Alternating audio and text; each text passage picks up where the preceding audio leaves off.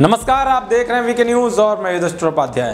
छत्तीसगढ़ में कांग्रेस की सरकार को अभी एक महीना भी नहीं हुआ है, उससे पहले ही बघेल सरकार के मंत्रियों पर सत्ता का नशा चढ़ना शुरू हो गया है। और एक मंत्री को सत्ता का नशा इतना चढ़ा गया कि उसने किसी आम इंसान को नहीं बल्कि एक आईएएस ऑफिसर को ही सरेआम चुनौती दे डाली।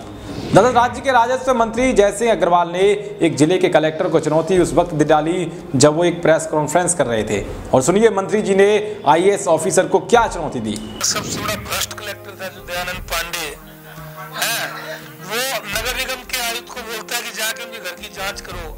ठीक है, आयुक्त की औकात नहीं थी कि मेरे घर पहुंच जाए, न तहसीलदार और पटवारी और आरआई की औकात थी मेरे घर में घुस जाए अंदर। दरअसल जयचंद्र अग्रवाल ने हाल ही में एक प्रेस कॉन्फ्रेंस बुलाई थी जिसमें संवाददाताओं के सामने ही उन्होंने ये खुलेआम चुनौती दी थी, ये सत्ता की सनक थी या फिर कुर्सी पाने की खुमारी। लेकिन जिस अंदाज में मंत्री जी ने आईएएस अफसरों को धमकाना शुरू किया वो वाकई चौंकाने वाला था। अब आप सोच रहे होंगे कि मंत्री जी की कलेक्टर से ऐसी कौन सी दुश्मनी थी कि वो इस तरह भड़क गए। आइए अब आपको पूरे मामले से रूबरू कराते हैं।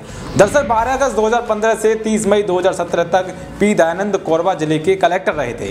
इस दौरान कोरबा के गांव में आदिवासी की जमीन खरीदने को लेकर विधायक जयसिंह अग्रवाल को 4 अन्य के खिलाफ एडिशनल सेशनल कोर्ट कोरबा ने एफआईआर दर्ज करने का निर्देश दिया था।